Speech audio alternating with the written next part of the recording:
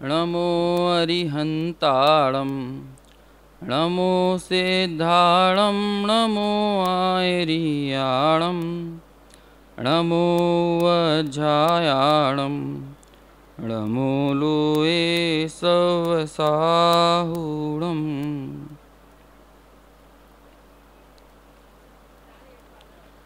मंगलम भगवान वीरो मंगलम गौतमो गणी मंगलम कुंद कुंदाध्यो जैन धर्मोस्तु मंगलम सर्वमांगल्य मांगल्यम सर्वकल्याणकारकम प्रधानां सर्वधर्माणां जैनं जयतु शासनम् जैनं जयतु शासनम् जैनं जयतु शासनम्। आपने आप में आपको वर लिया, चेतना को स्वयं मैं प्रकट कर लिया। हे विरागी प्रभु, हे महावीर जिन, आपके दर चरण मैं शतत नमन। आपके दर चरण मैं शतत नमन।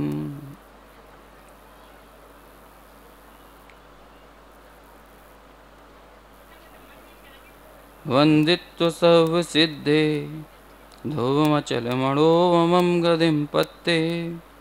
वोच्छामि समय पाहुड़ भणिदो सुध केवली भणिदम।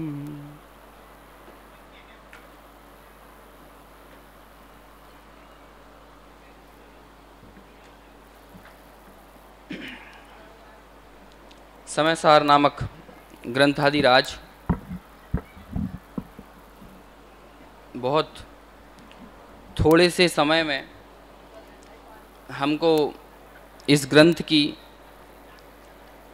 एक बहुत ही महत्वपूर्ण गाथा पर चर्चा करना है। यूँ तो ये संभव नहीं है कि महज 1 घंटे में इस गाथा की चर्चा की जा सके, और जब इस गाथा की चर्चा करना ही मुश्किल है तो इस गाथा से पूर्व की भूमिका बना पाना और किस प्रकरण में किस संदर्भ में ये बात आई है इस पर विस्तार से बात कर पाना भी बहुत मुश्किल है। गाथा नंबर 5 है और आचार्य कुंद की ये गाथा समयसार परमागम के आगामी कथ्य को, आगामी विषय वस्तु को बताने की संकल्पना बताती है, उसकी प्रामाणिकता को सिद्ध करने का प्रयास करती है। आचार्य कुंद का इस ग्रंथ को लिखने का प्रयास क्या है, उनकी भावना क्या है, इसे दर्शाती है। इसके बावजूद उनकी विनम्रता, इसके साथ उनकी विनम्रता को भी दर्शाती है। जब वे निवेदन करते हैं कि यदि कहीं चूक जाऊं तो छल ग्रहण मत करना, लेकिन दर्शा दूं तो प्रमाण अवश्य करना। कई बार कई सभाओं में हम इस गाथा को, यदि मुमुक्षु भाईजन हैं तो उनके लिए ना तो समयसार ग्रंथ की महत्ता बताने की आवश्यकता है, ना गुरुदेव के जीवन में समयसार ग्रंथ का क्या मूल्य था, महत्व था, ये समझाने की आवश्यकता है, और ना आचार्य कुंद का हम सबके जीवन में क्या महत्व है ये बताने की आवश्यकता है। और जब चूंकि एक ही प्रवचन हो, 1 घंटे में ही हमें चर्चा करना है, तो मूल जो अभीष्ट विषय है उस पर ही बात करने का प्रयास करेंगे। अनायास औपचारिकता या भूमिका में अपना समय व्यर्थ जाया करने का कोई महत्व मतलब नहीं है। लेकिन फिर भी बहुत थोड़ी से 2-3 मिनट में ही पूर्व के विषय को मैं थोड़ा सा स्मरण कर दूं, जिससे कि इस गाथा तक का की एक भूमिका सामान्यतः सतही तौर पर तैयार हो सके।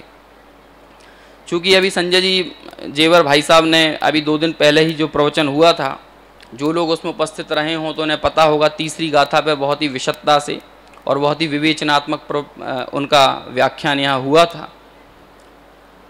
एकत्व निश्चयगत समय ही सर्वत्र सुंदर लोक में, इस पर काफ़ी विस्तार से और बहुत ही महत्वपूर्ण बातें उन्होंने अपने व्याख्यान में कही थी।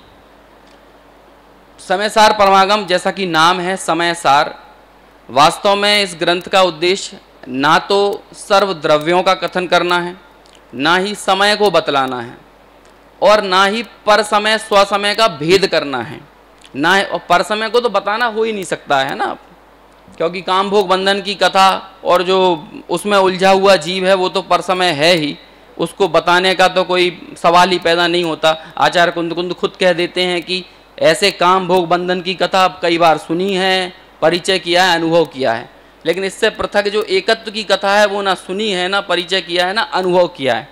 तो जब वे चौथी गाथा लिखते हैं तो उस काल में ये बता देते हैं कि मैं जो इस ग्रंथ के माध्यम से जो कथन, जो व्याख्यान करने के लिए यहाँ पर प्रस्तुत हुआ हूँ, मैं उद्धृत हुआ हूँ, वो कितनी महत्वपूर्ण बात है। क्योंकि इसके अलावा की जो बातें हैं उसे सुनने में, समझने में, परिचय करने में, अनुभव करने में ये जीव बहुत चतुर है। और चतुर तो क्या है, अनादिकाल से कर ही रहा है, निरंतर उसमें संलग्न ही है, संलिप्त ही है। लेकिन मैं अब यहाँ पर जो बताने जा रहा हूँ वो एकत्व निश्चयगत समय। देखिए, एकत्व निश्चयगत समय जब यहाँ कह दिया ना, तो दूसरी गाथा में जो स्वसमय और पर समय, समय का द्वैत किया था, है ना, एक जीव में, जीव को ही समय शब्द से अभिहित करके वहां पर द्वैत किया था, स्वसमय और पर समय का विभाग करके। तीसरी गाथा में उस स्वसमय और पर समय के विभाग को भी हटा दिया और समय शब्द में सर्व द्रव्यों को लिया। लेकिन क्या कहा, हर द्रव्य अपने अपने में एकत्व लिए हुए यदि है तो सुंदर है। लेकिन अब वो सर्व द्रव्यों की भी बात हटा दीजिए। क्यों? अब तो हम सिर्फ जीव पर कंसंट्रेट करेंगे, समय पर। समय माने जीव, और उस जीव में भी समय सार पर, है ना। कैसा है वो जीव? तो वो एकत्व से संयुक्त एकला जो जीव है उसको मैं यहां बताने जा रहा हूं। और मैं वो कैसे बताऊंगा? मैं मतलब ऐसे ही नहीं है कि मेरे को ऐसे ही कोई विचार आया कि मुझे एक ग्रंथ की रचना करनी है और उस ग्रंथ की रचना करने में बिना किसी पूर्व तैयारी के, बिना किसी अभ्यास के, बिना किसी निष्णांतता के, पारंगत हुए बगैर मैं उसको ऐसे ही प्रस्तुत करने नहीं जा रहा हूं, बल्कि मैं अपनी संपूर्ण शक्ति के साथ उसे आपके सामने प्रस्तुत करने जा रहा हूं। मैं अपने संपूर्ण वैभव के साथ आपके सामने उसे प्रस्तुत करने जा रहा हूं। इस गाथा में आचार्य कुंद का वात्सल्य भी नजर आएगा। जैसा कि हम कहते हैं ना कि जिससे हमें बड़ा प्रेम होता है तो उसके भला करने के लिए हम हमारा सारा वैभव लुटा देते हैं। अब हमारे पास क्या वैभव है? हमारे पास तो वही होगा, रुपया, पैसा, जमीन जायदाद, धन संपत्ति, घर बार, दुकान, यही होगा। लेकिन हमें जो अपना वैभव लगता है ना, वास्तव में वैभव वही होता है जो खुद को सुखी बना सके और पश्चात कुछ अंशों में, थोड़े बहुत अर्थों में जो हमसे जुड़ा हुआ है उसे सुखी बना सके। वास्तव में वैभव वो है। लेकिन हमारे पास ऐसा कोई वैभव है ही नहीं, रहा ही नहीं है ना। और यदि हम मानते हैं कि वो है, तो कल भाई साहब के प्रवचन में आया था ना, सुमत जी भाई साहब के, कि नास्ति है, उसे तो सीधे सीधे ठोकर मार देना कि नहीं है। यदि ऐसा मान बैठे तो उस भूल में मत पड़ना। यहां तो जो अस्थि से अस्तित्व, त्रिकाल रहने वाला मेरा वैभव, त्रिकाल रहने वाली मेरी संपत्ति, समृद्धि, संपदा, मेरी प्रॉपर्टी जो है, मैं उस अपने वैभव से उस एकत्व निश्चयगत समय को यहां पर प्रस्तुत करने के लिए, बताने के लिए उद्धृत हुआ हूं। और जब मैं ऐसा कर दूं तो उसे आप प्रमाण करना।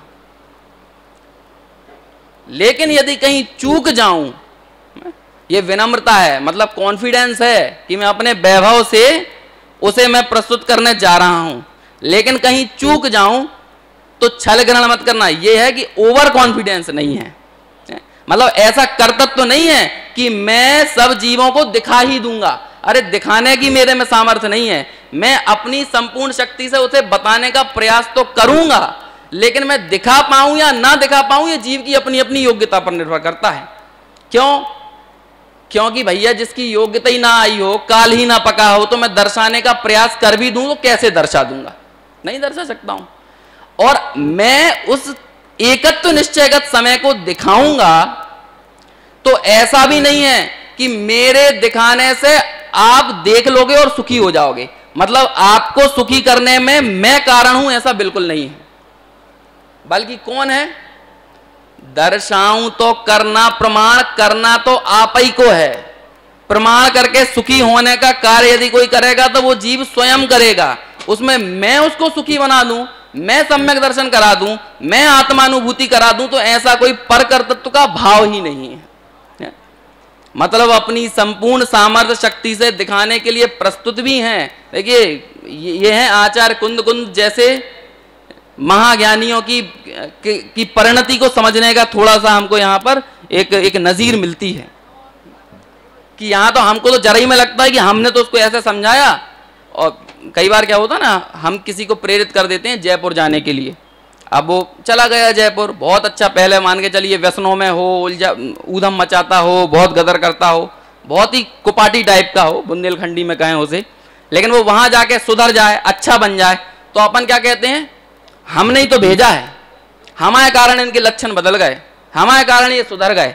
मतलब जरा ही समय हमें क्या लगने लगता है कि हमने इनको बदल दिया है, जबकि उसमें क्या उसकी अपनी योग्यता ही ऐसी थी, है ना।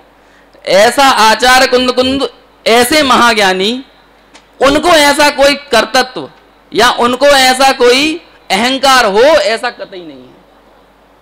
वे तो कह रहे हैं कि मैं दर्शाऊंगा जरूर, लेकिन उसे देख के प्रमाण करने का कार्य तो आप ही करोगे, और आप ही करोगे, अपने पुरुषार्थ से करोगे, और आप स्वयं सुखी होगे अपने पुरुषार्थ से, आप स्वयं।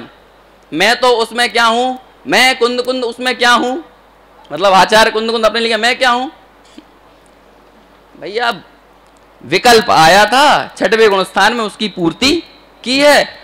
और वास्तव में ऐसा थोड़ी है कि जब आचार्य कुंद कुंद जब ग्रंथ लिखते होंगे तो वो एक एक ताड़पत्र को अपने साथ लेके चलते होंगे, है क्योंकि मेरा क्रिएशन है, मेरी रचना है। जैसे आजकल अपन थोड़े बहुत कविता लिखते हैं ना, 2-3, तो वो डायरी को लिए लिए घूमते हैं और मौका ढूंढते हैं कि कहाँ सुनाने मिल जाए।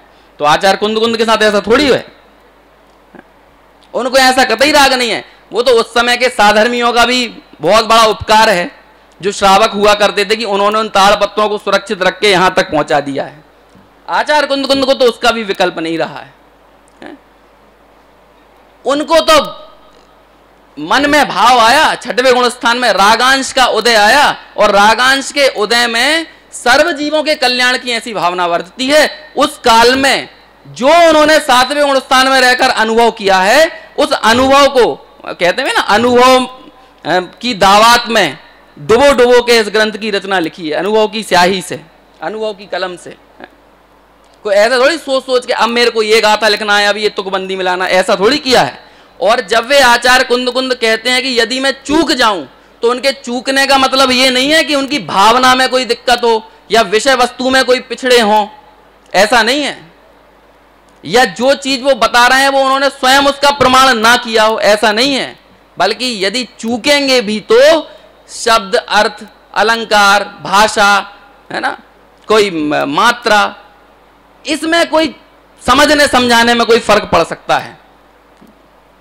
लेकिन उसमें भी वो बोलते हैं मैं तो पूरी निष्णांतता के साथ शब्द ब्रह्म की उपासना से मैं इसको लिख रहा हूं, लेकिन इसके बावजूद भी समझा पाना, समझ में आ पाना ये संभव नहीं है। इसलिए वे कहते हैं भैया यदि मैं दर्शाऊं तो प्रमाण कर लेना, लेकिन यदि कहीं चूक जाऊं शब्द भाषा में, वाक्यों में, शब्द में, तो छल ग्रहण मत करना। आश्चर्य की बात यह है कि दुनिया के, मतलब मेरी नज़र में जितने मैंने अभी पढ़े, देखे, सुने हैं, उनमें किसी ग्रंथ में आचार्य ने ये नहीं कहा कि चूक जाऊं तो छल ग्रहण मत करना, लेकिन उस ग्रंथ से किसी ने छल ग्रहण नहीं किया।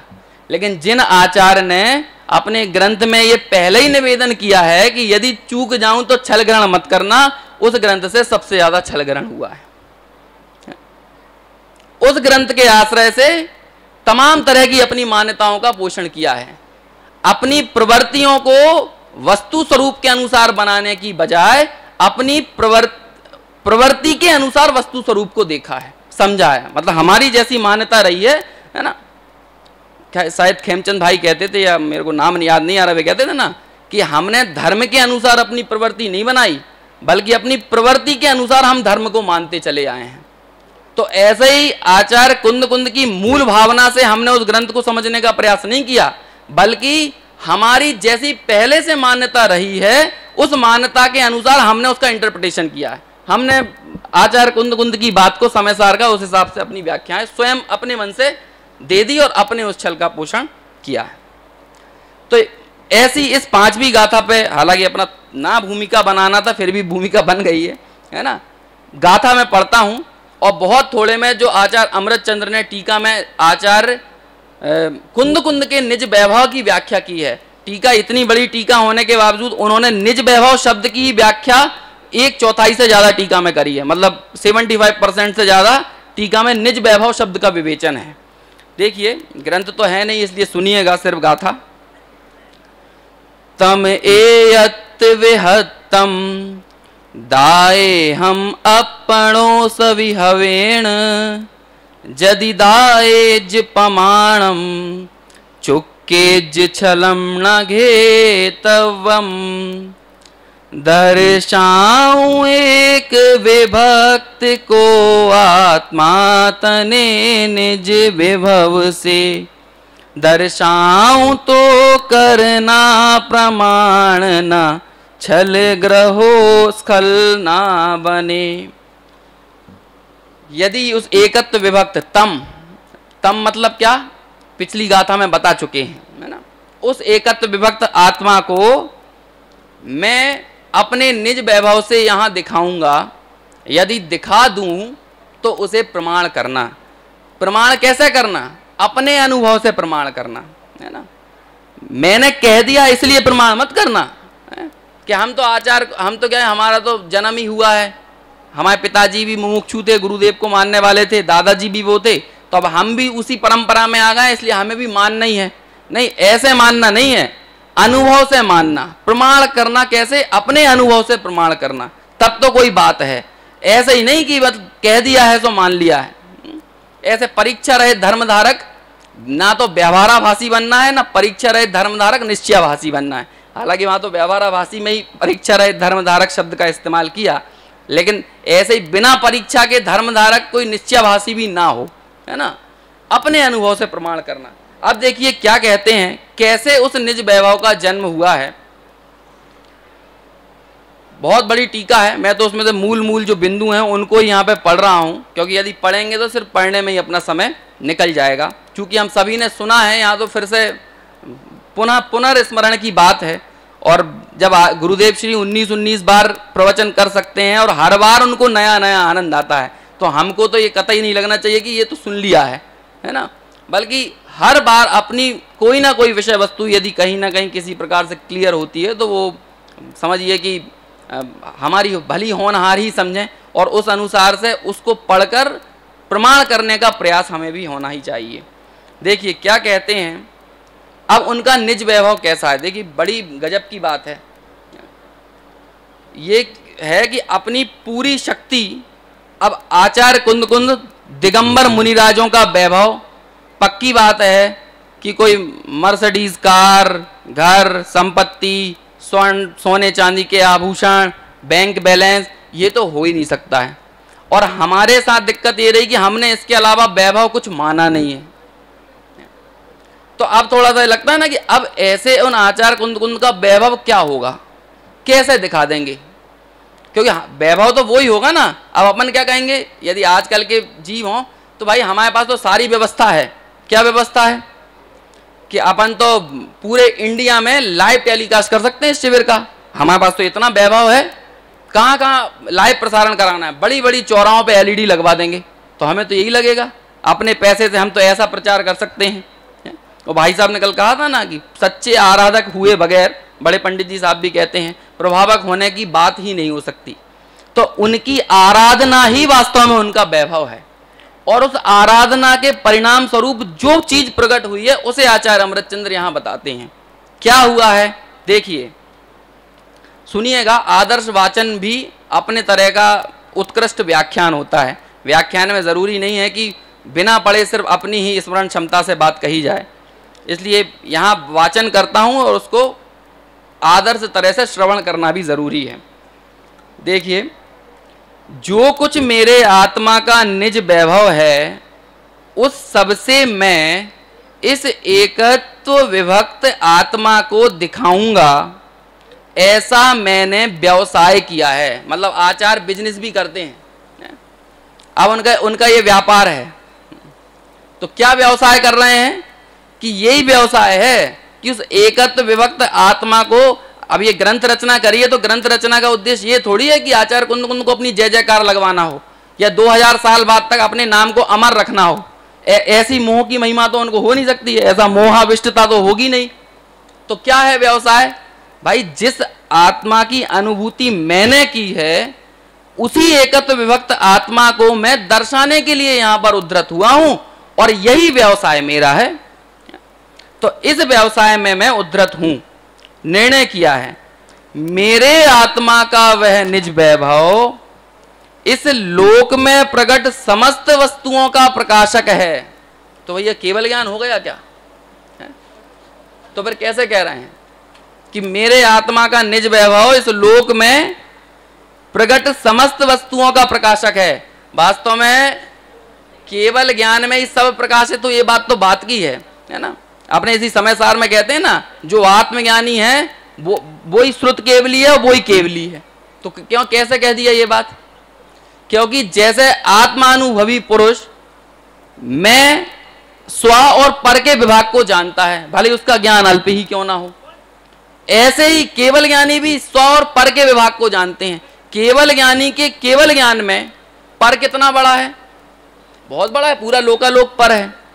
और एक छद्मस्त आत्मानुभवी पुरुष के ज्ञान में पर कितना है? वो थोड़ा छोटा है, लेकिन दोनों का स्व एक जैसा है, और वे अपने शुद्धात्म तत्व के अलावा और किसी को स्व रूप से स्वीकार नहीं करते। इसीलिए स्व और पर के विभाग में दोनों का राम तो एक है, लेकिन गांव अलग अलग हैं। अब एक बड़े गांव का है और एक छोटे गांव का है, लेकिन दोनों अपने घर में एकत्व किए हुए हैं, पर में एकत्व नहीं किए हुए हैं। इसलिए वे अपने एकत्व से भली भांति परिचित हैं। अब वो पर को जानो या ना जानो, इससे क्या फर्क पड़ता है। इसलिए वे वास्तव में पूरे लोकालोक के प्रकाशक हैं। किस रूप से प्रकाशक हैं? क्योंकि उन्हें उसका सही निर्णय है कि मैं क्या हूं और पर क्या है ना। इसलिए क्या कहते हैं, मेरे आत्मा का वह निज वैभव इस लोक में प्रकट समस्त वस्तुओं का प्रकाशक है, और स्यात पद की मुद्रा वाला जो शब्द ब्रह्म अर्थात अरहंत का परमागम है, उसकी उपासना से उसका जन्म हुआ है। मतलब स्यादवादमयी वाणी जो अरहंत भगवंतों की है, उसकी उपासना से, परमागम के अध्ययन से अपनी कनेक्टिविटी सीधे कहां जोड़ी? अरहंतों के साथ। और आगे वाले छंद में परापर गुरुओं में अरहंत भगवान केवली, उसके पश्चात गणधर, और उसके बाद उनके जो दीक्षा गुरु, उनके जो जस्ट अपर गुरु जो रहे हैं, सीधे उन तक कनेक्टिविटी जोड़ी। अब आचार्य कुंद कुंद एक काम और कर सकते थे ना, क्या? कि वो उन सौभाग्यशाली पंचम काल के उन सौभाग्यशाली आचार्यों में से रहे हैं जो डायरेक्ट केवली की देशना सुनकर आए सीमंदर भगवान की। और यदि ये बोलते कि मेरे निज वैभव का जन्म कहां से हुआ है? सीमंदर भगवान की वाणी से, तब क्या दिक्कत थी? यहां के केवली, गणधर और अपने परापर आचार, इस कनेक्टिविटी महावीर भगवान से अपनी लिंक क्यों जोड़ रहे हैं? सीधे सीमंदर भगवान से जोड़ते ना, क्योंकि महावीर भगवान तो बहुत पहले हो चुके थे, उनका तो प्रत्यक्ष सानिध्य आचार्य कुंद कुंद को मिला नहीं था। लेकिन जिनका प्रत्यक्ष मिला है, उनसे निज वैभव का जन्म हुआ है, ये बताने में क्या दिक्कत थी? नहीं, दिक्कत तो बहुत होती यदि ये स्पष्ट कहीं लिख देते तो। क्यों? क्योंकि फिर ये प्रमाण देना बड़ा मुश्किल हो जाता कि आचार्य कुंद कुंद जब सीमंदर भगवान से मिलके आए, उसके बाद के ग्रंथ कौन से हैं और पहले के कौन से हैं। तो अब क्या होती, जो पहले के होते वो कम प्रमाणिक होते, और जो बाद के होते वो ज्यादा प्रमाणिक कहने में आते। और दूसरी चीज, दूसरे अन्य जो आचार्य हैं, उनके ग्रंथों के अभी उतना वजन नहीं रह जाता। क्यों? क्योंकि उन्हें तो मिली नहीं ना सीमंदर भगवान की देशना, लेकिन उनका भी निज वैभव कहां से? मतलब बाकी सारी आचार्य परंपरा की प्रमाणिकता को बरकरार रखने का भी एक महत्वपूर्ण कार्य किया। इसलिए अपनी लिंक सीधे अपने भरत क्षेत्र के महावीर भगवान से तो जोड़ी, लेकिन सीमंदर भगवान से नहीं जोड़ी, क्योंकि वो थोड़े से आउटर हो जाते हैं ना कहीं। हर किसी के लिए तो इतनी स्पेशल फैसिलिटी अवेलेबल नहीं है कि वो वहां जाके सीमंदर भगवान का साक्षात सानिध्य लेकर आ जाए। तो ऐसी उस सारी विसंगतियों को खड़े होने से रोकने के लिए उन्होंने वो कनेक्टिविटी हटा दी है, मिलने के बावजूद भी। और दूसरी चीज, आचार्य कुंद को सीमंदर भगवान के समो शरण में आत्मानुभव हुआ हो ऐसा भी नहीं है। वे तो जब वे सीमंदर भगवान के पास नहीं गए थे तब भी आत्मानुभवी थे, तब भी छठे सातवें गुण स्थान में झूला करते थे। तो उनकी प्रमाणिकता अपने स्वभाव का अनुभव के लिए उनकी सीमंदर भगवान की मोहताजगी नहीं रही है। वे तो यहीं थे, अपने से थे। तो उनका निज वैभव, इसीलिए इस सारी कनेक्टिविटी को अलग करने के लिए, इन सर्व विसंगतियों को खत्म करने के लिए उन्होंने अपना कनेक्शन सीमंदर भगवान से ना जोड़कर यहां महावीर भगवान से, गणधरों से और परापर आचार्यों से जोड़ा। लेकिन इस क्षेत्र के बाहर जाकर उन्होंने अपनी प्रमाणिकता सिद्ध करने का कहीं कोई प्रयास नहीं किया है। देखिए उसके पश्चात क्या कहते हैं। तो पहला पॉइंट क्या हो गया, परमागम की उपासना से। देखिए एक अच्छे संचारक के गुण भी नजर आते हैं। अभी बांसवाड़ा में अपना विद्यालय है, तो वहां पर पेपर ये होते हैं ना, शोध पत्र प्रस्तुत करने के लिए कॉन्फ्रेंस हुई थी, है ना। तो वहां पे इसी गाथा के आधार से मैंने जैन दर्शन की संचार दृष्टि और समय सार की 5वीं गाथा के विशेष परिप्रेक्ष्य में, है ना, जैन आचार्यों की संचार दृष्टि, कम्युनिकेशन स्किल, उनका कम्युनिकेशन का नजरिया कैसा है, इस पर वहां पेपर प्रेजेंट किया था। तो इस गाथा में हमें संचार कैसा होना चाहिए, कम्युनिकेशन कैसा होना चाहिए, प्रमाणिक संचार, है ना, प्रभावी कम्युनिकेशन, इफेक्टिव कम्युनिकेशन कैसे हो वो भी पता चलता है। उसका कारण क्या है, मैं मास कम्युनिकेशन का विद्यार्थी भी रहा हूं और शास्त्री भी किया हुआ है, तो दोनों का थोड़ा कोरिलेशन हो गया था। तो अब दोनों के साथ एक अच्छी, अब मुझे मालूम है ना संचार कैसा होना चाहिए और हमारे आचार्यों ने कितना इफेक्टिव कम्युनिकेशन किया है। संचार के लिए बहुत आवश्यक है कि अध्ययन होना चाहिए। अध्ययन के बाद दूसरी चीज, पहला अध्ययन, दूसरा है तर्क होना चाहिए, युक्तियां होना चाहिए यदि आपको इफेक्टिव विश्वसनीय कम्युनिकेशन करना है। तीसरी चीज अनुभव होना चाहिए, यदि आप अपने एक्सपीरियंस से बात कहेंगे तो ज्यादा प्रमाणिक रहेगी। और चौथी चीज, उसमें विनम्रता होना चाहिए। यदि विनम्रता नहीं है तो कभी भी आप दूसरे को उतना प्रभावित नहीं कर सकते। और आचार्य कुंद में ये चारों गुण मौजूद थे, उनके निज वैभव से ये बात पता चलती है। वे तर्क से भी बात करते हैं, अभ्यास से भी बात करते हैं, अनुभव से भी करते हैं और विनम्रता भी दिखती है। तो अभ्यास कहां आया, ये पहले वाले बिंदु में। कैसे कि शात पद की मुद्रा वाले शब्द ब्रह्म अर्थात परमागम की उपासना से मेरे निज वैभव का जन्म हुआ है। ये हुआ आगम का अभ्यास, अभ्यास से बात कर रहे हैं। दूसरा बिंदु देखिए, आगे भी थोड़ा सा एक लाइन और है, वो और पढ़ देता हूं। स्यात् का अर्थ कथनचित है, अर्थात किसी प्रकार से, किसी अपेक्षा से कहना। हमारी जनवाणी स्यात् पद में ही गुथी हुई है ना, किसी अपेक्षा से, नयों के माध्यम से ही कही गई है। परमागम को शब्द ब्रह्म कहने का कारण यह है कि ये ब्रैकेट में ये पॉइंट है ना, क्योंकि मूल लाइन से तो हमें उतना ज्यादा विषय क्लियर नहीं होता, तो उसको और ज्यादा क्लियर किया है। परमागम को शब्द ब्रह्म कहने का कारण यह है कि अरहंत के परमागम में सामान्य धर्मों के वचन गोचर समस्त धर्मों के नाम आते हैं और वचन से अगोचर जो विशेष धर्म है उनका अनुमान कराया जाता है। मतलब जो वचनों से नहीं कहा जाए वो अनुमान से जानो, इसका प्रयास होता है। इस प्रकार वह सर्व वस्तुओं का प्रकाशक है, इसलिए उसे सर्वव्यापी भी कहा जाता है। ब्रह्म को सर्वव्यापी कहते हैं ना, तो हमने शब्द ब्रह्म कह दिया, तो शब्द ब्रह्म कैसे हो गया कि हमारे परमागम की यह विशेषता है कि जो वचनों से गोचर है उसको तो बताया जाता है स्यात् पद के द्वारा, लेकिन जो वचनों से अगोचर है उसका अनुमान कराया जाता है। तो इस प्रकार से पूरे लोकालोक का ही प्रकाश, सर्व वस्तुओं का प्रकाशक वह परमागम हो जाता है। अब दूसरा वाला जो पॉइंट अपन ने क्या कहा था, अभ्यास के बाद युक्ति, है ना। तो अब वो दूसरे निज वैभव के लिए बिंदु देते हैं। समस्त विपक्ष जितने भी आत्मा के संबंध में दुकानें चल रही हैं, है ना, कोई उसे क्षणिक, सर्वथा क्षणिक मानता है, कोई उसे सर्वथा नित्य ही मानता है, कोई उसे कर्ता मानता है, कोई सर्वथा अकर्ता मानता है, कोई उसे सर्वव्यापी मानता है, कोई उसे सर्वव्यापी ना मानकर देह मात्र में व्यापी मानता है। ऐसी नाना प्रकार की दुकानें हैं ना, नाना प्रकार के मत हैं। तो ये सब क्या हो गए, अन्यवादी। तो अब उनके लिए यहां पर कहते हैं कि समस्त विपक्ष अन्यवादियों के द्वारा ग्रहित, क्या ग्रहित, सर्वथा एकांत रूप नए पक्ष के निराकरण। और इस पर भाई साहब क्या तो भी शाम को 47 नयों के माध्यम से बहुत अच्छी चर्चा चली रही है ना। क्या बात आई थी कि सर्वथा सर्वथा झूठ को मिला दें तो ये सच बन जाएगा क्या, कल ही के प्रवचन में आया था।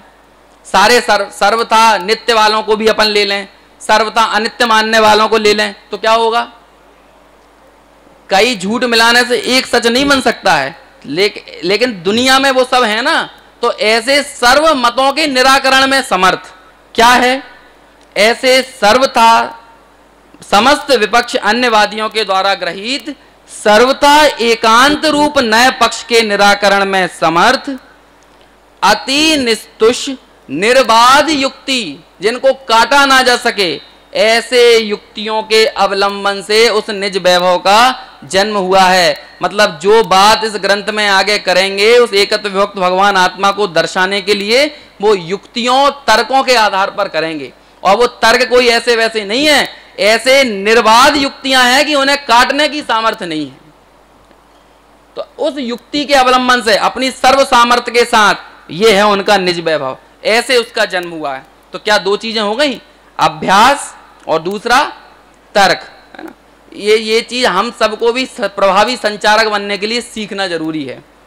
वास्तव में तो देखा जाए पहले हमको सेल्फ कम्युनिकेट होना पड़ेगा, तभी हम मास कम्युनिकेशन कर सकते हैं। मतलब समझते हैं ना, पहले हमको स्व संचारित होना पड़ेगा, फिर हम दूसरों को संचारित अपनी बात पहुंचा सकते हैं। और हमारी तो सर्व ज्ञानियों की, तीर्थंकरों की, अरहंतों की, आचार्यों की परंपरा ये रही है। पहले 1,000 वर्ष तक तो तपस्या करते हैं, सेल्फ कम्युनिकेट करते हैं, और फिर जब सेल्फ कम्युनिकेशन प्रॉपर हो जाता है और केवल ज्ञान की प्राप्ति हुई तो क्या होता है, समावसरण की रचना हो जाती है और मास कम्युनिकेशन होने लगता है। तो मास कम्युनिकेशन मतलब सबको संचारित करने के लिए क्या करना पड़ा, अच्छे से सेल्फ कम्युनिकेशन किया, खुद को संचारित किया, अपनी डोर अपने से जोड़ी तो दुनिया से खुद ब खुद जुड़ी जाती है। आराधक बनना ये हुआ सेल्फ कम्युनिकेशन, और बाद में स्वयं प्रभावक हो जाना वो हुआ मास कम्युनिकेशन। तो प्रयास तो हमें सेल्फ कम्युनिकेशन का ही करना है। तो यहां पे क्या कहा, अभ्यास और दूसरा युक्ति, दो चीजें आ गई निज वैभव में। समय भी अपना हो रहा है और दो बिंदु और बचे हैं, जल्दी जल्दी अपन करते हैं, है ना, ताकि चारों पॉइंट्स को अपन ले सकें।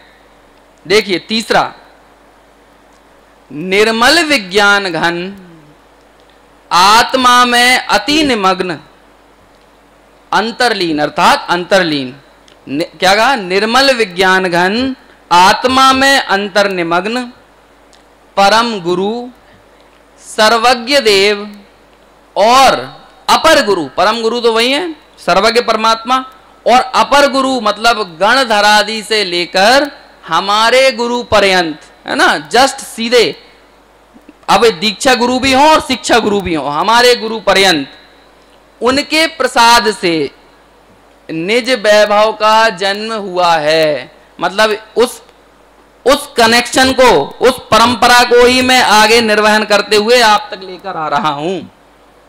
ये हुई विनम्रता। नहीं तो कह सकते थे ना, हम तो खुद इतने बड़े अभ्यासी हैं, हमें किसी गुरु की आवश्यकता नहीं है, हमारे पास तो खुद इतनी युक्तियां हैं कि हमें किसी की आवश्यकता नहीं है। लेकिन गुरु के प्रति कैसी विनय हो, कैसी विनम्रता हो, इसकी झलक हमें इस बिंदु में दिखती है।